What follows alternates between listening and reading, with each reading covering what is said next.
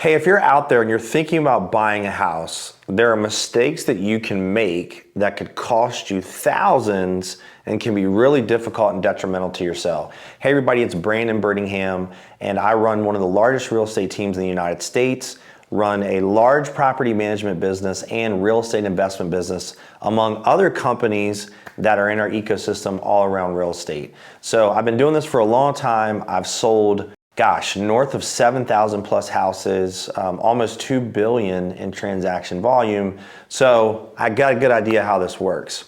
So if you're out there and you're thinking about buying a house for the first time, there's a lot of mistakes you can make that can be super, super costly.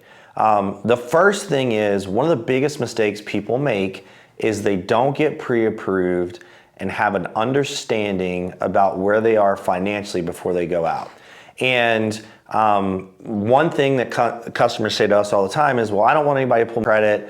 You know, I don't even know if I like this house. I don't even know this. I don't even know that. Biggest mistake you can make is, let me ask you a question. Would you get in your car and drive somewhere to another state without putting it in your GPS? Would you just guess? Probably not. Well, if you're out looking at houses with no pre-approval, you don't have a map financially of where you can go. So you want to do this because you want to understand what your payments are going to be, what all your costs are going to be, what type of house you can afford, right? And here's the other thing. I would just tell you from doing this for a really long time, do not be house poor. Buy something from a payment standpoint that financially is not going to put unneeded financial pressure on you. So, and the other thing is, the last thing you want to do is you go out and you look at a property and you absolutely love it and you're not pre-approved, and you go and get pre-approved and that payment is just not comfortable for you, right? So you want to go out and look at properties that are based on what a payment is that you're comfortable with, right? So, and then also you want to have an understanding of how much money do you have to put down? Now there's all kinds of programs that are out there, USDA being one of them, which is 0% down for more of a rural property. You have VA, which could also be 0% down. You have FHA, which is 3.5% down. You have different conventional products, which we'll talk about in other videos, but you have a multitude of different products, but also on top of down payment, even if you don't have a down payment, you have closing costs. So you need to have the understanding, are you going to ask the seller to get your closing costs paid? Do you have the money financially to come up with closing costs? Is this comfortable for you? Before you ever go look at a house, you should have this and have this as an understanding, so you are absolutely crystal clear and know everything before you go look at a house. And forget about a real estate agent or a lender. This is for you. This is for you financially to have an understanding of what you're doing. I'm telling you, don't do this without finding this information out. And then you may say, going through the process, you know, maybe I'm not ready to buy a house right now.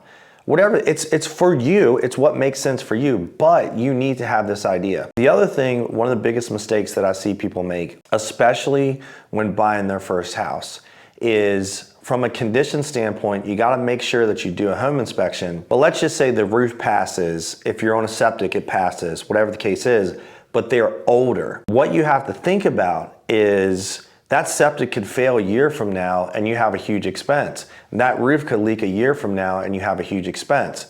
So if you're buying a property, I mean, buying a first house especially, but in any time you're buying a house, condition is a big deal. Don't overlook, because you found the house you absolutely love, that you overlook the condition situation, because just because it passes the day you put it under contract, you could have it fail while you're living there, right? Older HVAC system, all kinds of things. So don't overlook that. And if you can't negotiate it in the contract based on the home inspection, which, by the way, you got to get a home inspection on any house that you buy. You know, that's a big, if you don't get a home inspection when you buy a house, I can almost guarantee you're going to have an issue. But don't overlook major things, because these are going to be costly later and it comes out of your pocket. And unless you've budgeted for, okay, I'm buying the house, I understand the roof needs to be replaced, I understand the HVAC older, I understand the septic may go up, and you've budgeted for that and you have the money put away to do that when it comes up, then you need to negotiate it or potentially walk from the sale if it doesn't make sense. because this could cost you tens of thousands of dollars later. And if you don't have it, you potentially are going to have an issue. So that's something that I want you to make sure that you really understand. Another mistake that people make is like take your time and buy the house that you want, because you can't just trade it in tomorrow. So make sure it fits your needs as a client, fits your needs for your family, fits your needs for location, school district, whatever the case is. A lot of times I've seen people rush into the situation to buy a house, and then a year later they're not happy.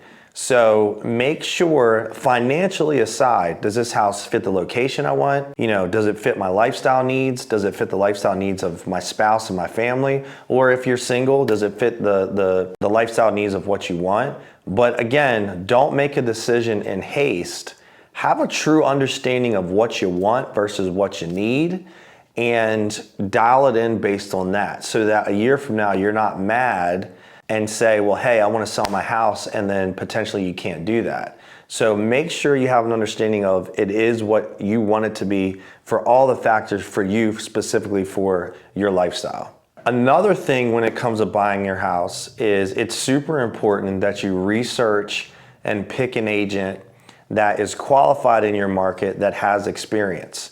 Now, sales are not everything, but an agent who does sell a lot of properties, has a ton of infrastructure, has a ton of help, has a ton of experience. Think about it like this. If you had to go get a major heart procedure done and you're interviewing different doctors, and one doctor says, I do 3 procedures a year, and one doctor says, I do 100 procedures a year.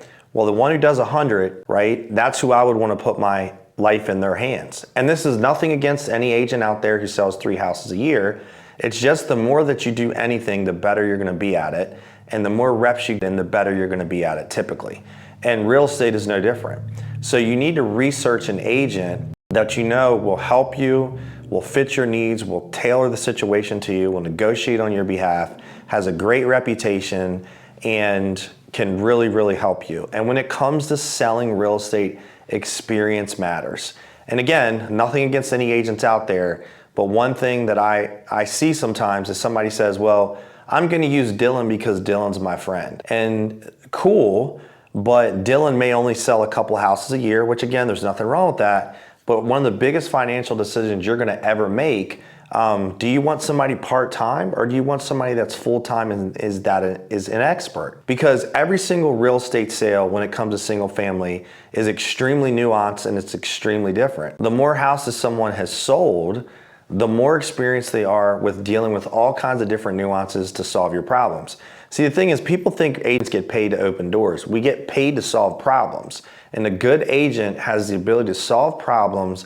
You don't even know that they're solving it, and you don't even feel the pressure because they're good at keeping that away from you. So research your agents. And again, sales is not everything, but an agent who sells a ton of real estate has a lot more infrastructure, a lot more help, and a lot more knowledge. I would just be very cautious of who you pick, because that could be the difference of you getting a good deal, a bad deal, or something positive or negative happening. Look, there's great agents out there who only sell a couple houses a year. I'm not trying to take anything away from them whatsoever, but I know that agents that sell a ton of properties a lot of times have a lot more experience than those who don't. So and it needs to be for you and what fits for you, do your research and pick an agent who you think is going to support and help you the most. So when it comes to buying your first house or buying a house in general, I gave you a couple of red flags and mistakes you could potentially get around so it doesn't cost you a ton of money. If you have any more interest of learning more about real estate investing, follow me, check out my podcast, give us a like, give us a subscribe here on our YouTube, and reach out to me for any more questions. I look forward to continually helping you on your real estate journey.